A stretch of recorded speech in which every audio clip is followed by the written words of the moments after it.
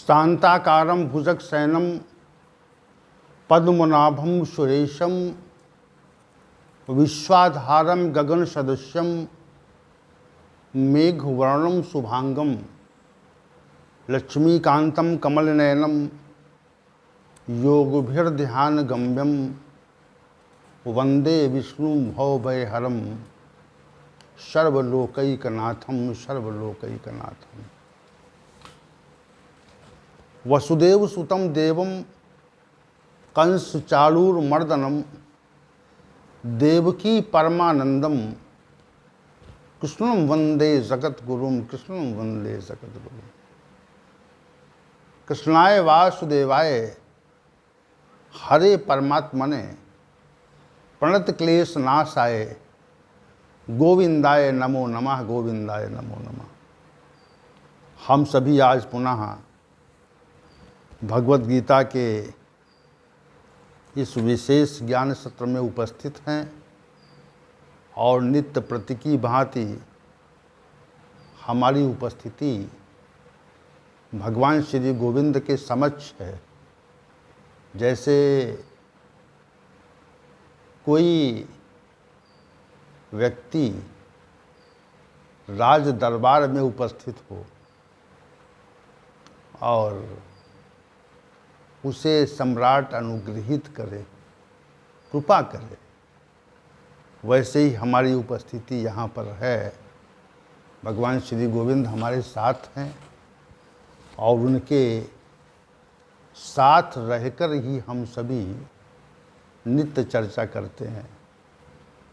भगवान श्री गोविंद का अवतरण हुआ, वो सत्ता यहाँ पर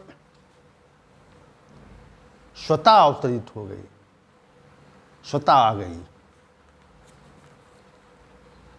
जो इस ब्रह्मांड का उद्भव करती है, उसका पालन पोषण करती है, वो सत्ता साधु पुरुषों के परित्राण के लिए और दूषित कर्म करने वाले मनुष्यों के लिए, आसुरी स्वभाव के मनुष्यों के लिए, के विनाश के लिए स्वतः अवतरित हो गई। और उसी सत्ता ने ये विशिष्ट उपदेश हम सभी को दिया, जो मानव जाति के लिए कल्याणप्रद है, कल्याणप्रद है। जितना इस भगवद गीता ज्ञान के संबंध में जितना विचार करेंगे आप, उतनी नई नई बातें, नवीन बातें इस ज्ञान में प्रकट हो जाती हैं, निश्चित रूप से प्रकट होती हैं। तो ऐसे भगवद गीता ज्ञान पर हम सभी को चर्चा का और श्रवण का अवसर मिल रहा है। ये भगवान श्री गोविंद की विशेष कृपा है, उनका विशेष अनुग्रह है कि हमारे साथ में वे हैं। आइए चलते हैं आज के विषय की ओर। अध्याय संख्या 17 श्रद्धात्रय विभाग योग, श्लोक संख्या 15 पर हमारी चर्चा चल रही है। विगत सत्र में भी हम सभी ने श्लोक संख्या 15 पर विचार किया था और आज का सत्र भी श्लोक संख्या 15 की व्याख्या पर ही आधारित है।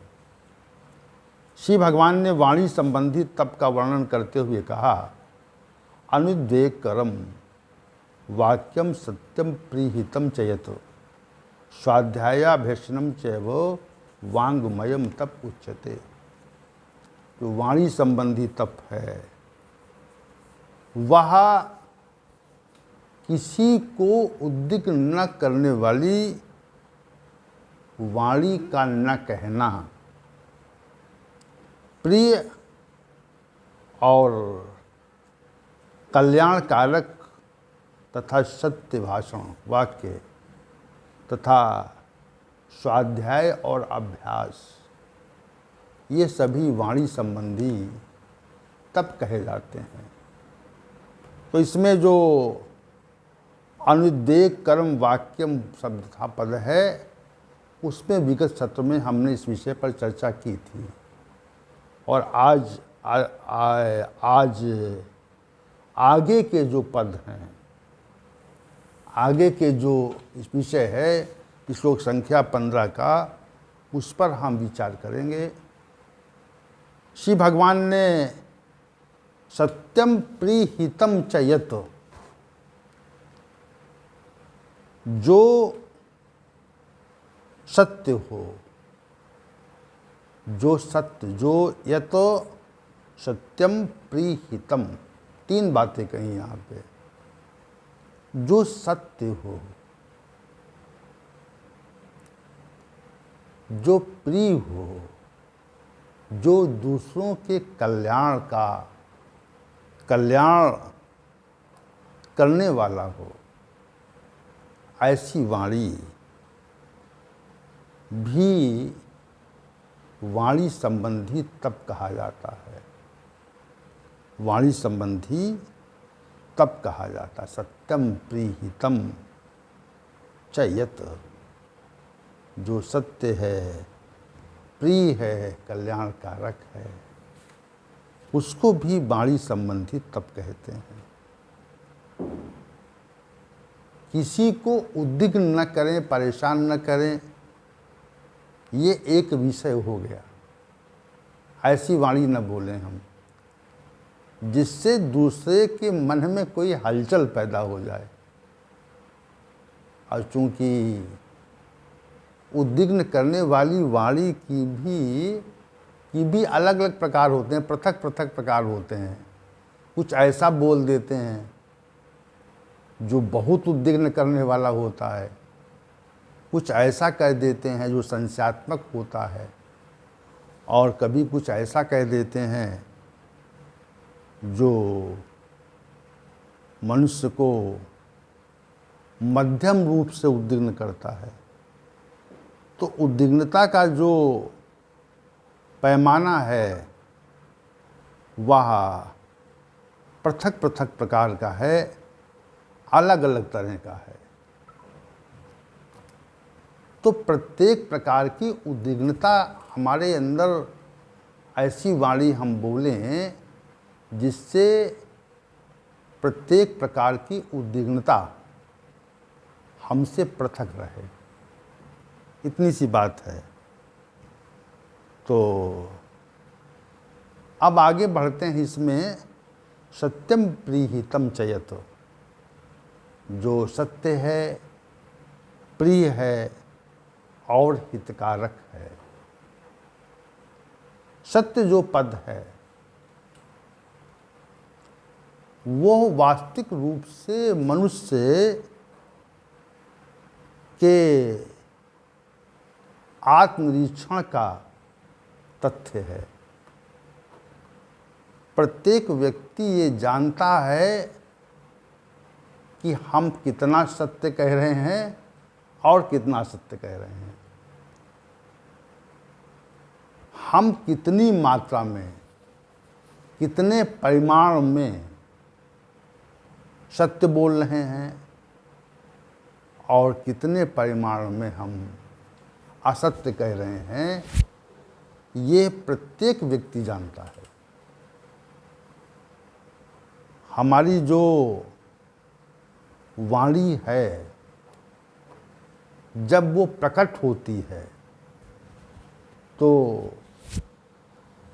हमें इस बात का बोध हो जाता है, इस बात का बोध हो जाता है कि हम कितनी मात्रा में इस वाणी में जो कथन हमारे द्वारा किया गया है वो उसमें कितनी मात्रा सत्य की है और कितनी असत्य की है। देखिए, आपकी जो बुद्धि है, जो वाणी को चेष्टा करने का आदेश देती है, वाणी को चेष्टा करने का जो आदेश देती है, वह वाणी ये तथ्य जानती है कि हम कितना सत्य कह रहे हैं और कितना असत्य कह रहे हैं। हमारे कथन में सत्य का कितनी मात्रा है और असत्य की कितनी मात्रा है, ये तथ्य हम जानते हैं, प्रत्येक मनुष्य जानता है।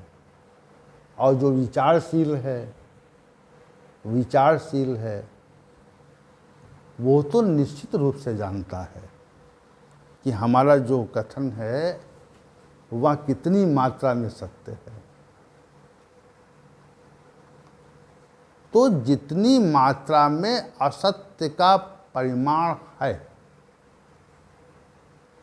जितनी मात्रा में है, जितनी मात्रा में हमने असत्य कहा है, जैसे 60% सत्य कहा, 40% असत्य कह दिया, तो जितनी मात्रा में हमने असत्य कहा उतनी मात्रा में हमने वाणी संबंधी जो तप था उसका अतिक्रमण कर दिया। अगर ये मात्रा 100% हो जाए, यथार्थ जैसा सुना देखा जाना वैसा कहा, जैसा हमारे अनुभव में आया। 3 शब्द हैं, जैसा देखा सुना और जाना, वैसा हमने यथावत हमने वाणी से प्रकट कर दिया। इसी को सामान्य भाषा में सत्य के रूप में परिभाषित किया जाता है। सत्य है, निश्चित सत्य है। वैसे तो परमात्मा का नाम ही सत्य है, शेष तो असत्य है, वो तथ्य अलग है। परमात्मा का जो नाम है वह ही केवल सत्य है, शेष इस जगत में जो भी है वह सत्य नहीं है, वह सत्य नहीं है। तो ये जो तथ्य है कि परमात्मा का ही सत्य है, ये कथन यहाँ पे नहीं है। यहाँ पर वाणी संबंधी तप का विषय है, वाणी संबंधी तप का विषय है। वाणी संबंधी तप पूरी तरह से तभी सार्थक, फलीभूत और सिद्ध होता है जब हमारी वाणी से 100% सत्य का प्रकटीकरण हो। 100% सत्य का प्रकटीकरण, तभी वाणी संबंधी जो तप है वह 100% रूप से फलीभूत और सिद्ध माना जाता है। ये श्री भगवान यहाँ पे कह रहे हैं। जैसा अनुभव में आया, जैसा जाना, जैसा आभास हुआ, जैसा सुना, जैसा समझा, वैसा ही प्रकट कर देना, वैसा ही प्रकट कर देना, इसे सत्य कहते हैं। सत्य के स्वरूप में जो वाणी प्रकट होती है वो वाणी संबंधी तप कहा जाता है। आगे श्री भगवान ने कहा, प्रीहितम चयत, प्रिय लगे, किसी को प्रिय लगे और दूसरों का कल्याण करे, ऐसी वाणी, किसी संत ने कहा है, ऐसी वाणी बोलिए मन का आपा खोए, आवरण को शीतल करे, आपहु शीतल होए। ऐसी वाणी बोलिए, मन में जो घमंड है, जो दंभ है, जो मद है, मन का आपा खोए, मन से वो दंभ, घमंड और आपा समाप्त हो जाए, आवरण को शीतल करे, दूसरे भी उस वाणी से प्रसन्न हो जाएं, उनके मन में उद्विग्नता न रहे। आवरण को शीतल करे और आपम शीतल हो। हम जब प्रिय वचन बोलते हैं, प्रिय कहते हैं, तो इससे दूसरे लोग प्रसन्न होते हैं। इसका प्रसन्नता का प्रभाव देखा जाता है। हम जब किसी को, व्यक्ति को बहुत प्रिय वचन बोलते हैं, प्रिय कहते हैं, तो मनुष्य में एक प्रकार की प्रसन्नता और सुख का प्रादुर्भाव होता है और इसको मुखमंडल पर देखा जाता है। समझिए इस बात को आप। इसको मुखमंडल पर देखा भी जा सकता है। कोई हितकारक वचन कहे तो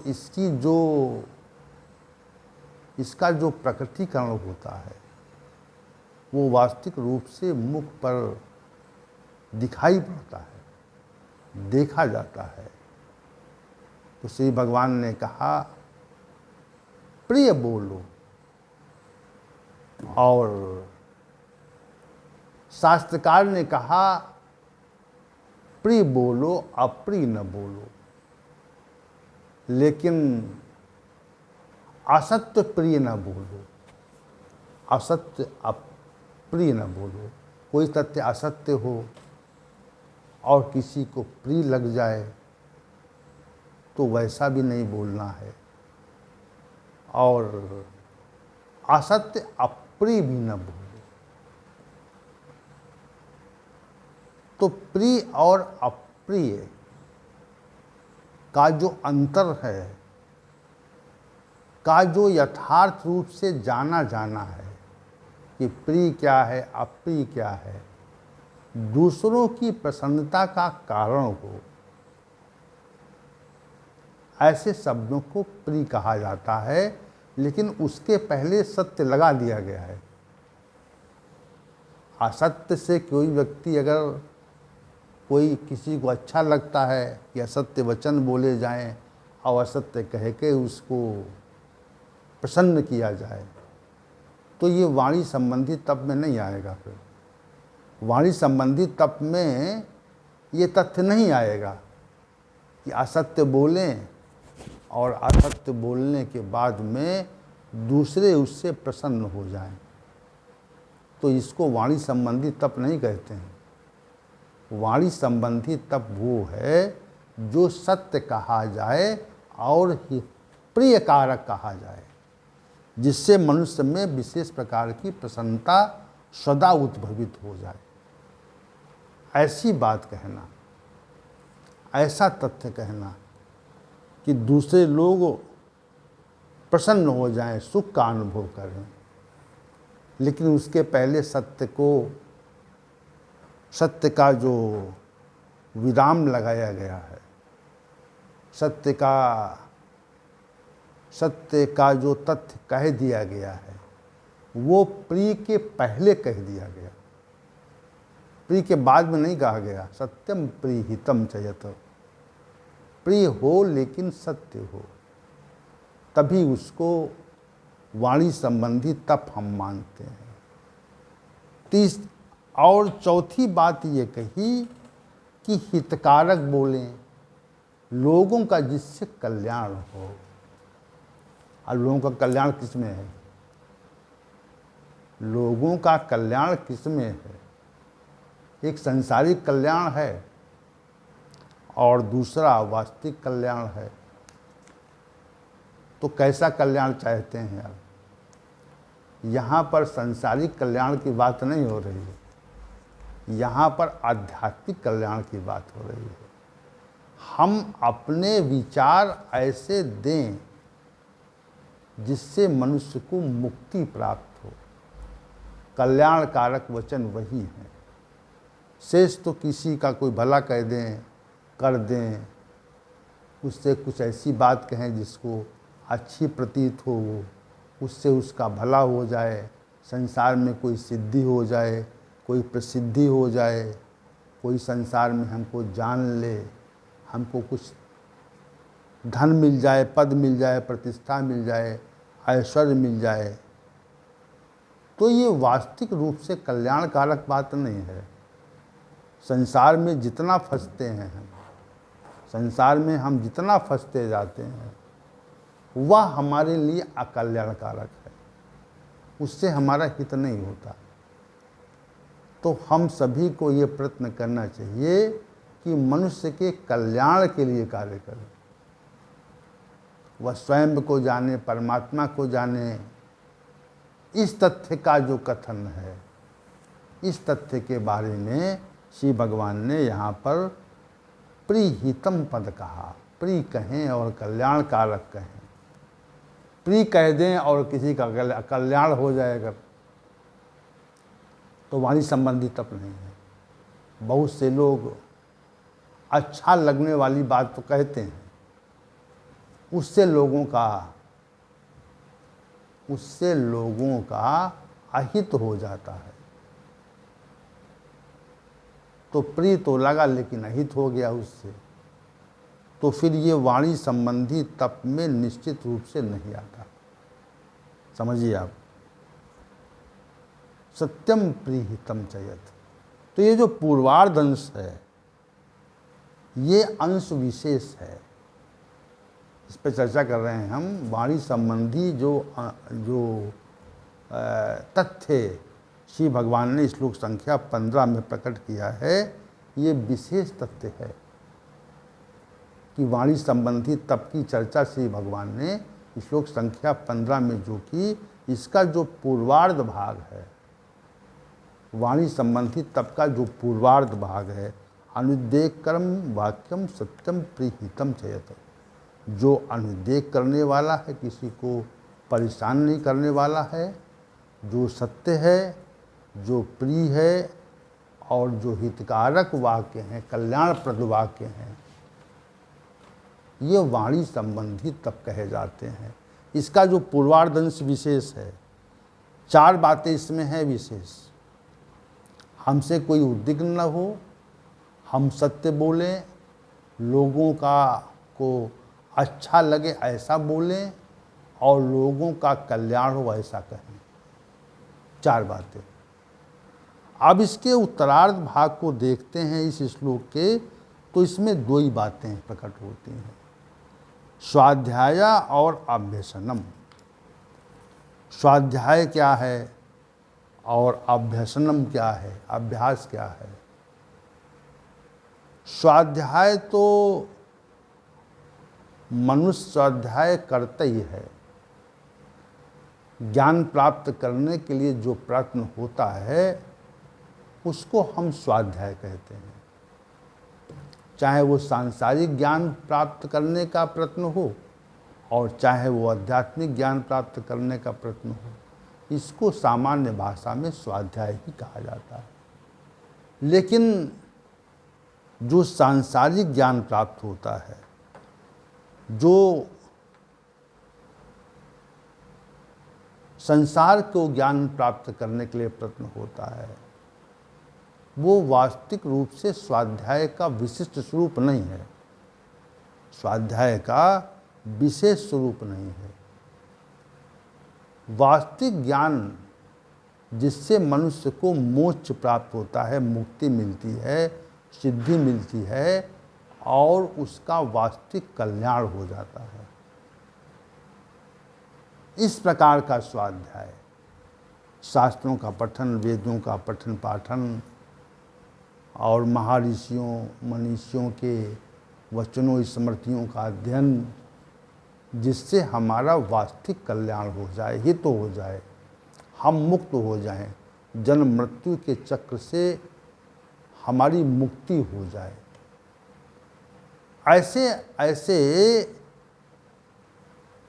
ऐसे शास्त्रों का अध्ययन, इसको हम स्वाध्याय नाम से जानते हैं।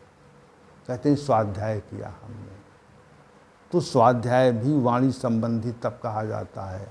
और अंतिम कहा अभ्यसनम, अभ्यास। वास्तविक रूप से किसी भी तथ्य की प्राप्ति के लिए प्रयत्न करना पड़ता है, पुनः पुनः करना पड़ता है। एक बार प्रत्यक्ष से कोई वस्तु प्राप्त नहीं होती, और परमात्मा की प्राप्ति में तो अभ्यास ही साधन है, अभ्यास साधन है। बिना अभ्यास के वहाँ पर कुछ नहीं है, अभ्यास साधन है। तो अभ्यसनम को भी वाणी संबंधी तब कह दिया। अब अभ्यास क्या है? जैसे हम कोई भी स्वाध्याय करते हैं, कोई भी किसी शास्त्र का पठन पाठन करते हैं और किसी भी स्मृति को, इतिहास को और वैदिक वांग्मय को, पराविद्या के ग्रंथों को जब हम अध्ययन करते हैं तो वो कुछ हमारी स्मृति में आ जाते हैं, निश्चित रूप से आ जाते हैं।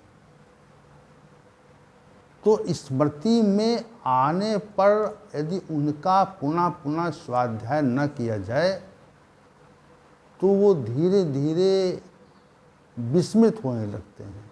ये विशेष बात है। अगर वो स्वाध्याय नहीं करेंगे तो विस्मृति होगी। स्मृति में जो तथ्य रहे वह बना रहे, ऐसा नियम नहीं है, ऐसा नियम नहीं है, ऐसा कम है। जो विशेष घटनाएं होती हैं, विशेष तथ्य होते हैं, वही स्मृति में बने रहते हैं, क्योंकि गहरी स्मृति में हैं वो लोग। लेकिन जो शास्त्रों का अध्ययन है, ज्ञान की बातें हैं, वे हमारी स्मृति में अधिक समय टिकती नहीं है और वो समय के साथ विस्मृत हो जाती हैं। इसलिए हमको उनके पुनः पुनः अध्ययन की आवश्यकता पड़ती है। पुनः पुनः हमको उनका अध्ययन करना पड़ता है। इसी को हम अभ्यास कहते हैं, अभ्यास नाम से कहा गया है यहाँ पे। तो पुनः पुनः प्रयत्न करना पड़ता है ताकि वह हमारी स्मृति में बनी रहे। जैसे कोई अध्यापक है, जो उच्च शिक्षा के अध्यापक होते हैं, उनको निरंतर अध्ययन करना पड़ता है। जो पढ़ा हुआ है, जो पहले से पढ़ा हुआ है, वो स्मृति में अध्ययन न करने से विलुप्त हो जाता है, गायब हो जाता है, विस्मृति आ जाती है उसमें। इसलिए हमको या किसी व्यक्ति को शास्त्रों के निरंतर अध्ययन की आवश्यकता पड़ती है। इसी को श्री भगवान ने अभ्यास नाम से कहा। और दूसरी बात ये है, जो परमात्मा के नाम का जो जप है, शास्त्रों का तो पुनः पुनः अवलोकन करना, उनका अध्ययन करना, इसको तो अभ्यास कहते ही हैं। लेकिन जो परमात्मा का नाम है, उसका पुनः पुनः जप किया जाए तो ये विशेष अभ्यास कहा जाता है। ये वाणी संबंधी विशेष तप है। परमात्मा का नाम सदैव हमारी वाणी पर घूमता रहे, वो हमारी वाणी से विस्मृत न हो। हम मानसिक रूप से परमात्मा के मंगल नाम को अपनी वाणी पर, जिह्वा पर घुमाते रहें, घूमता रहे। मंगल नाम वो यस्वाची प्रवर्तते, कृष्णेति मंगलम नाम यस्वाची प्रवर्तते। वो वचन में हमारे घूमे आए बार बार, तो उससे जो महान पातक, महापातक हैं, वो भी नष्ट हो जाते हैं। भगवान के नाम के जप में इतनी अधिक शक्ति है, सामर्थ्य है कि जो भगवान के नाम का जो जप होता है, वह निश्चित रूप से हमारा कल्याण कर देता है। इतनी शक्ति होती है उसके अंदर। तो स्वाध्याय और अभ्यसनम, अभ्यास का की जो दृष्टि है, जो कथन है, वह विशेष रूप से परमात्मा के नाम की ओर संकेत करता है और इस ओर संकेत करता है कि हम शास्त्रों का अध्ययन नियमित रूप से करें, ताकि शास्त्रों के जो विषय हैं वो हमारी स्मृति में बने रहें, वो विस्मृत न हों। इसी का नाम अभ्यास है। अभ्यासनम जो पद कहा यहाँ पर श्री भगवान ने 15वें श्लोक के अंत में, उसका यही अर्थ है कि स्वाध्याय रहे और उसका पुनः पुनः प्रयास किया जाए, इसी को अभ्यास कहते हैं। तो वाणी संबंधी तप के लिए ये जो तथ्य कहे श्री भगवान ने श्लोक संख्या 15 में, अनुदेकनम वाक्यम सत्यम प्रीहितम चेत स्वाध्याय व्यसनम चा वांगमयम तपा उच्यते। किसी को उद्विग्न करने वाले वाक्य न कहना, सत्य बोलना, प्रिय बोलना, कल्याणप्रद बोलना, स्वाध्याय करना और अभ्यास करना, इसको हम सभी वाणी संबंधी तप की संज्ञा देते हैं। ऐसा श्री भगवान का इस श्लोक से कथन है। इस श्लोक का संपूर्ण भावार्थ इसी संबंध रखता है। तो आज की जो चर्चा है श्लोक संख्या 15 की व्याख्या के साथ हम समाप्त करते हैं और कल के सत्र में हम मन संबंधी तप पर विचार करेंगे।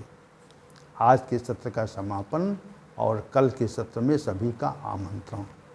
ओम सहनावतु सहनौ भुनक्तु सह वीर्यं करवावहै यस्विनावधीतमस्तु मा विद्विषावहै। ओम शांति शांति शांति।